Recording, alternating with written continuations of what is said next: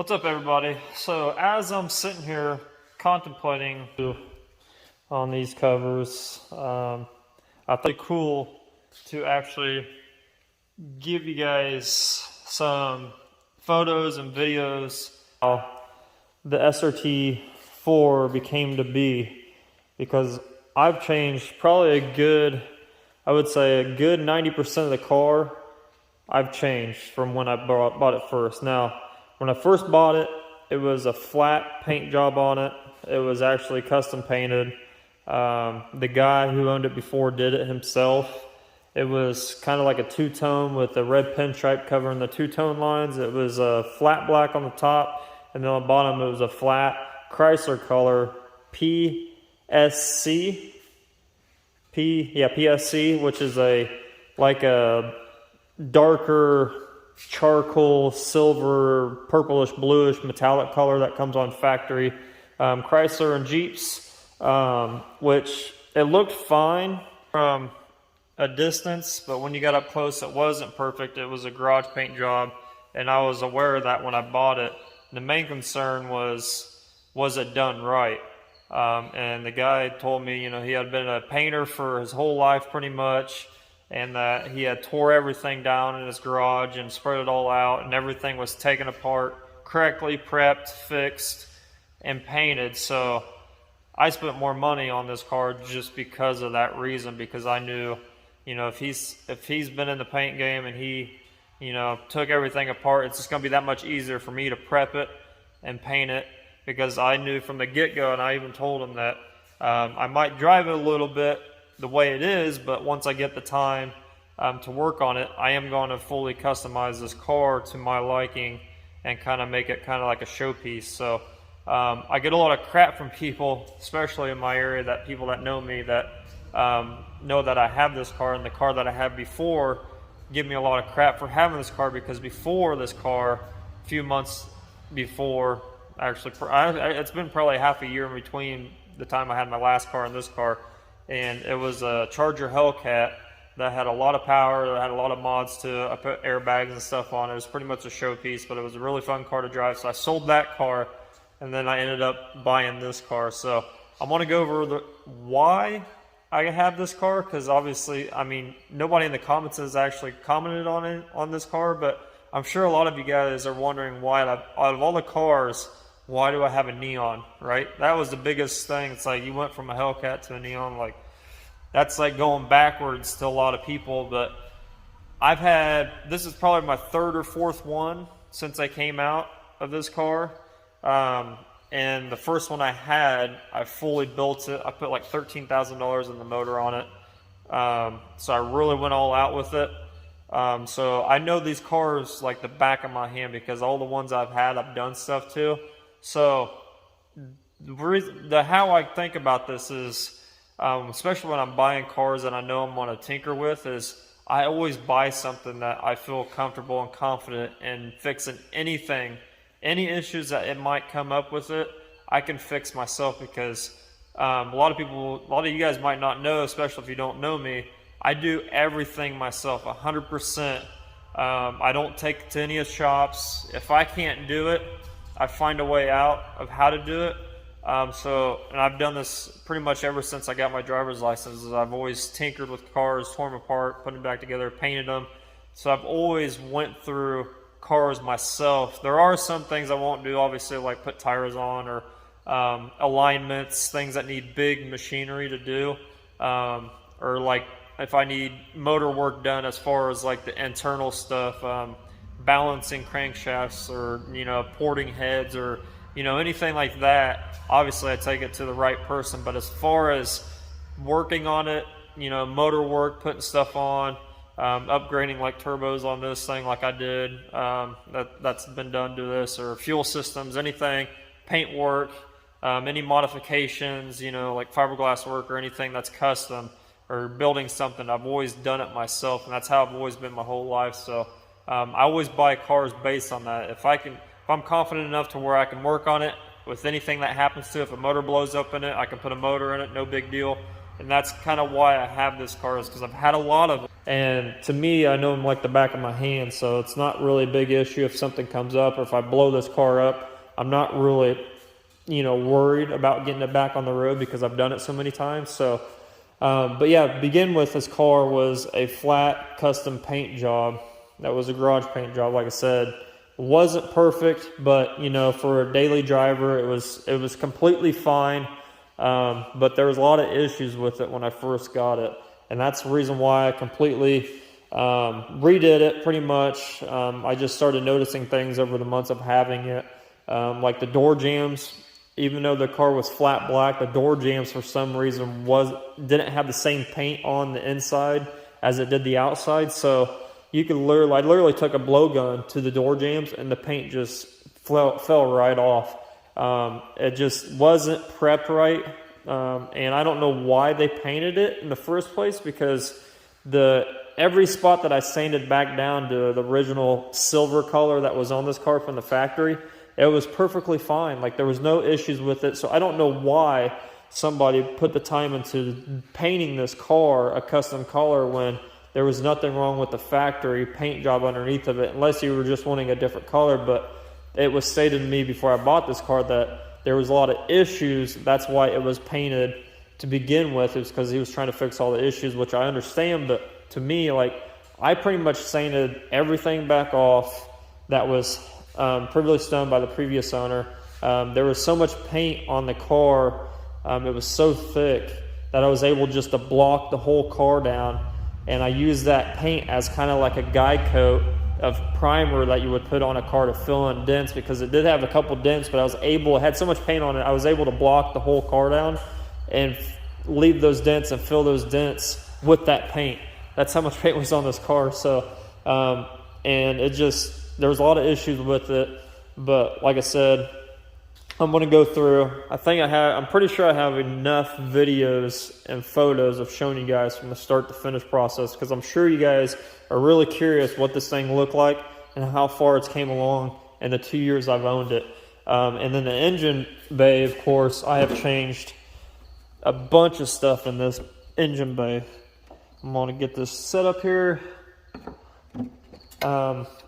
And the engine, not only was the outside car done by the previous owner, but the engine bay was also gone through by that same customer, or that same person. Sorry, he wasn't my customer, but he was the guy I bought the car off of. And it was not really appeasing to me. He had like a Deadpool theme going on with it, and all the little, the stuff that says oil or, coolant on it or whatever little thing that was here, he had spray painted, like the cat on the oil. He had spray painted everything red and then put like little sayings on it, like that were kind of funny-ish, not really funny, just kind of dumb things in my opinion. Written everywhere. Same thing with the fuse cover box, was spray painted red. Everything was spray painted. The factory intake manifold was actually like painted like the same color as the outside of the car, but it wasn't done right. It looked like he just painted it and let the overspray hit everything, because when I did this setup, the head, when I looked underneath of it, had that paint blown everywhere all over it. So it's like he didn't take anything off to paint it right, and it was just spray painted everywhere. So I went through and completely got all the red off, all the colors and everything that was spray painted. Either swapped out the parts for what I wanted, or, just cleaned it up really nice back to that factory looking, as factory as I could get it without replacing the part, if that makes any sense. Like this fuse box cover, I had to end up spraying that black because it was so red and it was all spray painted, that it was just trash. So I had to actually sand it all back down, prep it, primer it, paint it back to the flat black that you see here. So I've been slowly working on this engine bay. I talk about it a lot, like how I want if the car doesn't sell, I want to do the engine bay. I want to shave some stuff. I want to clean this up. I want to put the battery somewhere else that's not here on these cars. If you could take the battery and put it in the trunk or whatever, it really cleans this up. I want to powder coat the case on the transmission, and the same way with the engine block and things like that. I want to really make this thing pop, because right now it looks really nice, but it's just the old, it's an old 2004 car, so like there's a lot of rusty bolts and nuts and things everywhere, so I want to really clean this up. But it's came a long way since I owned it, trust me. It did not look good. If I have a photo of what the engine bay looked like before this, I think you guys are going to be blown away about how much little things like this. I mean, obviously it was expensive, but just the little things in the engine bay really changed this car and made it come together. I get comments on it all the time, even though it's not, in my eyes, not 100% finished. It still needs a lot of work, but a lot of people love this, and they love the design. They love the purple, especially when it gets out in the sun, because the green is actually a custom Sublime color, which Sublime green is a factory Dodge color. Well, this is a custom mix by a company that makes custom paint, and they put a lot of the yellow like pearl, and it's a heavier metallic that's in this.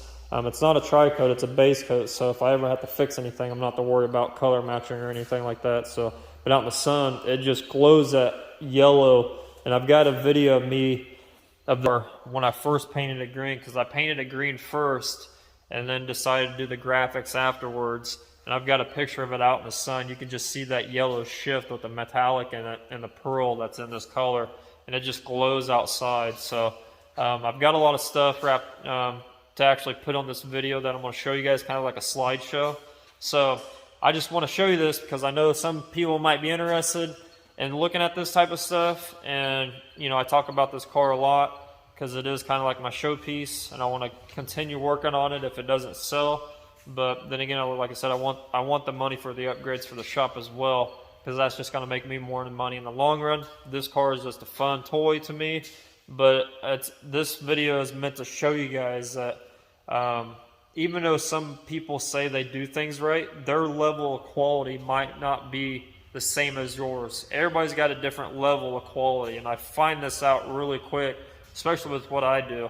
A lot of people are happy with just being okay. Like it's okay to me, you know, 50 foot away, it looks okay, but you know, some other people want to take it to that next level.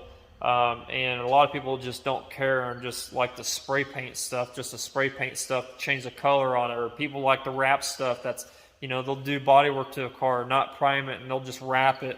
So when you take that off, or if you sell that car and then decide to take the wrap off, you know, they might have said, hey, the car's got a clean paint job underneath of it. No, you know, I just wrapped it to protect it, and then you take it off and you notice that it's got like bodywork spots all over it that's not been primed or not been, you know, sanded properly, and it just makes a headache. And that's kind of what I went through with this car. Is, you know, I was told one thing, trusted them, paid more money for it because I thought it was done right, because it would save me time in the long run knowing I was going to redo it. But in the end, once I started taking things off, like door handles, mirrors, the easy stuff that just bolts in and bolts right out, you know, this guy did not take out because it was either a time thing for him or he just didn't care that much and knew he was going to sell the car, so he didn't do it correctly. And that stuff just, you know, it grinds my gears because, you know, I take pride in what I do, and I'm really determined to do a really good job on everything I touch. And for when people want to get one over on somebody and they just want to kind of half-ass it, even though they might have spent a lot of money on paint materials, I just don't understand why somebody just doesn't go the extra, you know, mile just to do it more correctly than just painting over something. Because like the door handles, that was one thing I really noticed, because it was one of the first things I started taking apart on this car. And when I took it out, I was pretty surprised. I wasn't really as surprised because I found the door jamb thing out first, but when I took the door handle out, it was just silver against a black car. And that just told me right there that it wasn't taken off, it wasn't prepped, it wasn't painted, because it was just, you know, the handle was left in. He had prepped around it as good as he can and just painted over it and painted everything at once. And what happens in that case is, one, you can't get your sandpaper all the way back here. So like when you leave stuff like this in, or like your mirrors in, and all this, the belt moldings and stuff, if you leave all those in and just tape them up, you're not getting enough sandpaper around these edges and the back behind, because there's metal behind here that bolts onto this handle. So if you don't take this out, you can't get that prep back there, and your paint's only going to go as far as what, you know, you see. And you really need to wrap your paint around all the edges, especially like your doors and stuff like that, and your mirrors and things like that are really, really tight. you really want your paint and your clear and everything to go wrap around it and being prepped right, because once you put that on there, you want it to look all even. And it looks a ton better. It's going to last a lot better as well. So that's just little things I'm going to tell you guys. I'm going to pretty much beat a dead horse with it because I'm really big on that stuff. It's the little stuff like that that will make a paint job go a long ways. You know, the difference between a paint job lasting a year versus 10 years is stuff like that. Take it apart, make sure it's prepped right, make sure everything's going to stick to it, because if for some reason something in that door that I need to take that handle back out when owning it, I'm not going to have to worry about the paint coming off of it when I pull that door handle back out. I know, because it's already been prepped right, it's already been done, it's already been painted, everything's all inside of it, and it's sealed off right, so there's no hard edges anywhere. And that's just me, but there's a lot of people out there, a lot of shady businesses, a lot of shady garage mechanics, if you will, that don't do it the right way, and they do that, you know, they just do it enough to get it to where it'll sell or where it'll look good for the next person, and then it just causes headaches, because that next person, not only did they spend the money with you thinking that it was done right, but when you go to fix that type of stuff, that, you know, especially on paint, if you try to fix that stuff that was like spray canned or not done right, it's extra work, because a lot of people don't understand spray cans are not the same paint as if you're spraying something out of a gun. You know, even though it's the same company or what, it's not the same, it's just different. It's especially start getting into the lacquer stuff. It just doesn't, it's totally wrong. So don't do it. You're just going to cause yourself a headache, even though you're trying to get rid of something and move on. You know, you're just causing headaches for the next person. It's just going to ruin your reputation. So just do it right. Make sure it's done right. And, but yeah, that's all I'm going to say here. I'm going to add the little slideshow to this. So hope you guys enjoy. Comment down below what you think, because I think you guys are going to be blown away about, you know, what it looked like when I first got it versus what it looks like now, because it's, like I said, it's 90% different. And if this car does stay here till winter time, we're just going to keep doing more cool stuff to it, obviously paint stuff. So we're just going to make it that much better. But yeah, like I said, hope you guys enjoy it, and here it is.